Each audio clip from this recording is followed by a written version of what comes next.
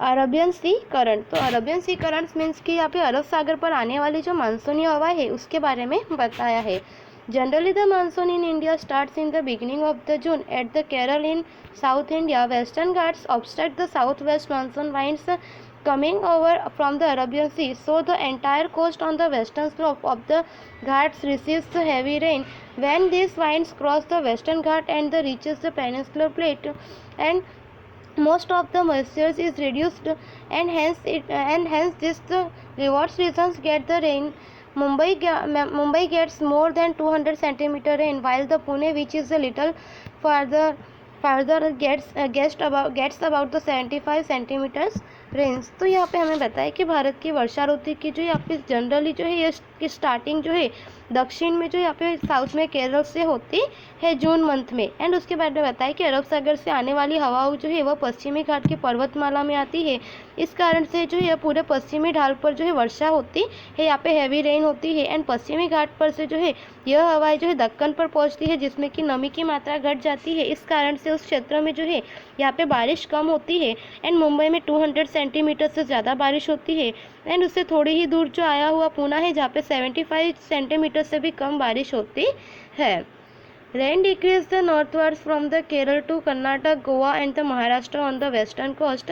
One branch of this current enters the Madhya Pradesh to the Narmada Valley. This current further merges with the wind coming over the Bay of the Bengal, and one branch of the Arabian current passes over the Gujarat, Saurashtra and the Kutch and advance towards the Rajasthan. तो यहाँ पे हमें बताया कि पश्चिमी किनारे से जो है उत्तर की ओर जाते हुए केरल, कर्नाटक, गोवा, महाराष्ट्र में जो है बारिश की मात्रा कम हो जाती है। एंड मानसूनी हवाएं जो है यह जो है नर्मदा के प्रदेश में जाके जो है वहाँ पे मध्य प्रदेश में जाती है। एंड मानसूनी हवाएं आगे चलकर जो है बंगाल की खाड़ी पर आने वाली हवाओं से मिल जाती है, जिससे जो है अरब सागर पर से आने वाली हवाओं की वजह से जो है एक शाखा जैसे कि गुजरात, सौराष्ट्र, कच्छ पर से गुजरते हुए राजस्थान की तरफ आगे बढ़ती है।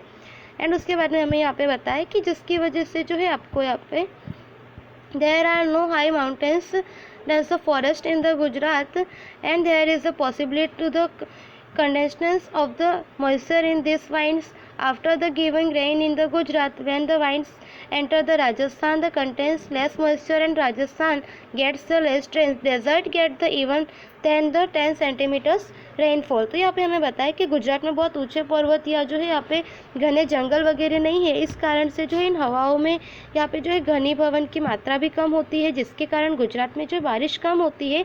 एंड गुजरात में पानी बरसा कर ये हवाएं जो है राजस्थान की तरफ जाती है। एंड उनमें से जो नमी की मात्रा बहुत ही कम हो जाती है, जिसके कारण राजस्थान में बारिश और भी कम मात्रा में होती है।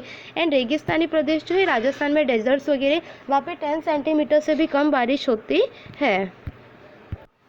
बे ऑफ बंगाल करंट, यानी कि हमें बताया कि बंगाल की खाड़ी पर से आने वाली जो मानसूनी हवा है उसके बारे में। तो यहाँ पे बताया कि बंगाल की खाड़ी पर से आने वाली मानसूनी हवाओं में जो है दूसरी शाखा सबसे पहले पश्चिम बंगाल में जाती है। एंड वहाँ पे हमें बताया कि जो आगे बढ़कर जो है वह मध्य प्रदेश तक पहुँचती है। एंड इन हवाओं में मात्रा जो है नमी वह काफ़ी कम होती है।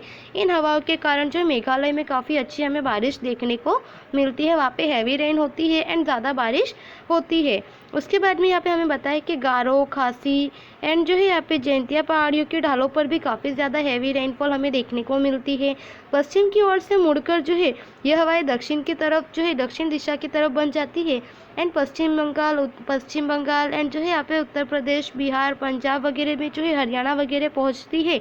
एंड वहाँ तक की हवाएं जो है नमी, वहाँ तक जाते जाते इन हवा की जो नमी है वह कम हो जाती है। इन हवाओं में आरंभ वाले जो प्रदेशों में अधिक और यहाँ पे अंत में जो यहाँ पे कम बारिश होती है। आगे जाने पर जो है बंगाल की खाड़ी में आने वाली मानसूनी हवाएं जो अरब सागर से आने वाली मानसूनी हवाओं से मिल जाती है, जिसकी वजह से यहाँ पे हमें बताया कि उत्तरी पूर्व में जो है यहाँ पे हिमालय क्षेत्र में अच्छी बारिश होती है। एंड कभी कभी हिमालय में जो है यहाँ पे जो हिम वर्षा भी हमें देखने को मिलती है, कि स्नोफॉल जो है वह भी हमें यहाँ पे देखने को मिलती है। एंड उसके बाद में यहाँ पे हमें बताया है कि मौसमी हवाओं के साथ जो बंगाल की खाड़ी, अरब सागर पर से आने वाले जो साइक्लोन वगैरह भी जो है इंडिया में आते हैं, प्रवेश करते हैं। एंड उस समय जो है भारत में उन प्रदेशों में जो चक्रवात वगैरह, साइक्लोन वगैरह पहुँचते हैं और वहाँ पे जो है जो वर्षा ऋतु है वह भी ज़्यादा होती है, वर्षा ज़्यादा होती है। एंड वर्षा ऋतु में जो है 6 चक्रवात जो है भारत के हमें यहाँ पे इंडियन लैंड पर देखने को मिलते हैं। किसी टाइप्स के यहाँ पे जो साइक्लोन है वह जानने को मिलते हैं और बारिश लाने में जो है यह सहायक होने में काफ़ी जो है हमें सहायक दिखाई देते हैं। एंड इंडिया की जो है मानसूनी हवाएं वगैरह है जिसके कारण वर्षा होती है। यह हवाएं जो 12 महीने एक समान और लगातार एक ही दिशा में नहीं चलती। इन हवाओं की शुरुआत भी जो है यहाँ पे कोई भी इनका जो है इरेग्युलरी होती है, परंतु यह हवाएं जो यहाँ पे लगातार दिशा में नहीं चलती और अनिश्चित होती है। मानसूनी हवाओं में जो यहाँ पे कुछ ऐसी जो घटनाएं इवेंट्स वगैरह होती है वह जुड़े होते हैं, जो कि कभी कहीं और से स्टार्ट हो जाती है हवाएं, कभी जो है मानसूनी हवाएं कहीं और से स्टार्ट हो जाती है। एंड मानसूनी वर्षा कुछ दिनों में जो है एक जो है कुछ दिनों तक एक साथ पड़ती है। उस समय वर्षा न हो ऐसे दिन आते हैं और फिर बाद में जो है बरसात के दिन आते हैं। इस घटना को जो यानी बरसात का क्रम भंग यानी कि जो है यहाँ पे रेन ब्रेक कहते हैं। तो यहाँ पे हमें बताया कि इस तरह से जो है यह जो हवाएं होती है इसे हम रेन ब्रेक कहते हैं। एंड हमारे देश में प्राकृतिक रचना में भी काफ़ी वैविध्य है। इन सभी बातों का प्रभाव जो है वर्षा के वितरण पर पड़ता है। इन सभी परिबलों के कारण जो है भारत में वर्षा की मात्रा एंड उसका जो वितरण है वह अलग अलग उसका डिस्ट्रीब्यूशन हमें देखने को मिलता है।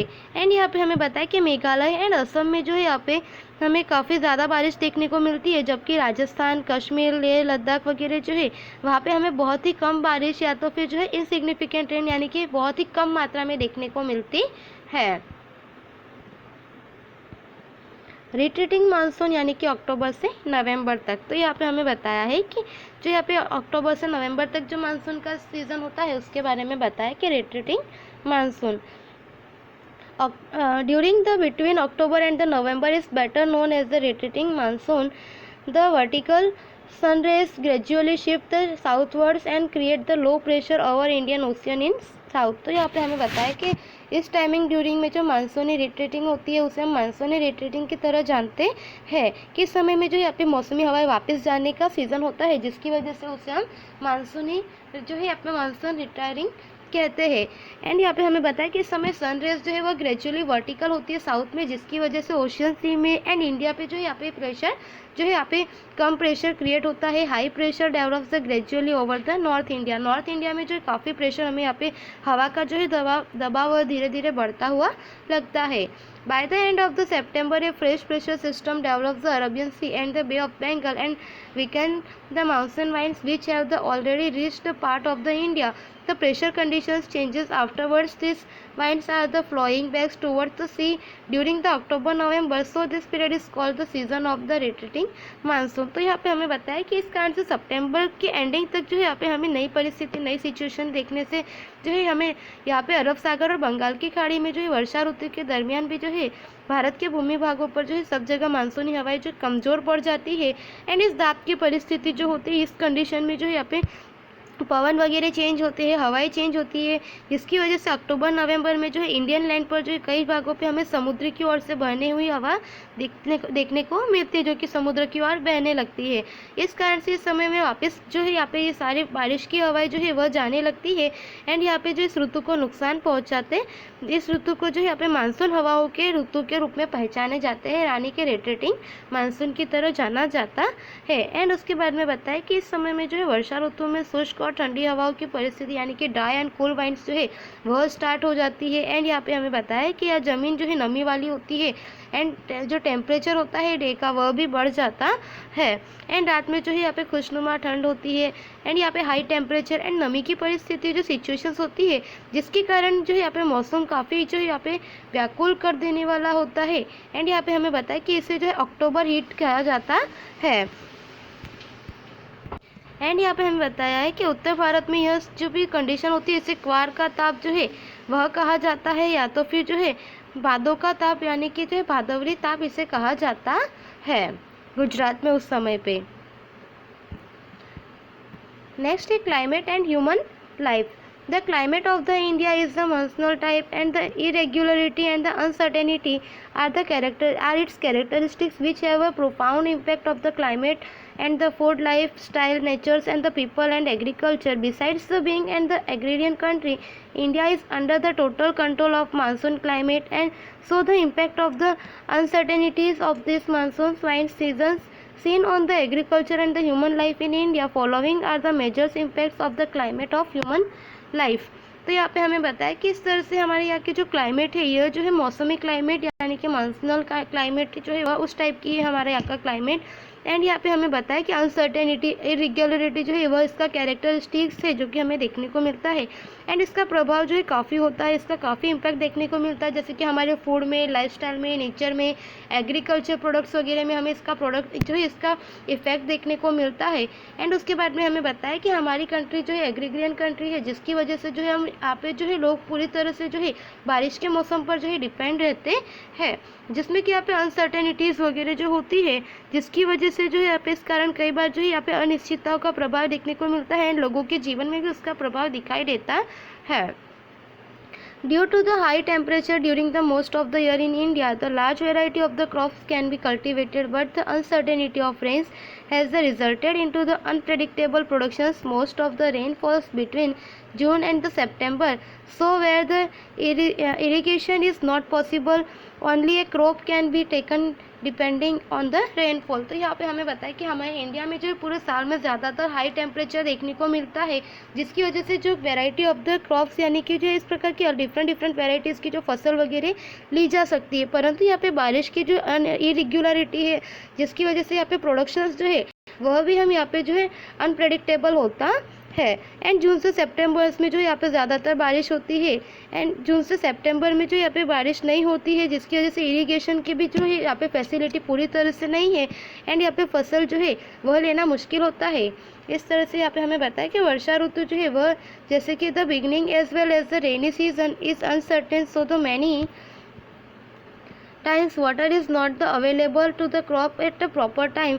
This delay the causes destructions of the seeds and the crop production. Sometimes there is a heavy downpour in rain in the shorter time. This is the destroy the crops.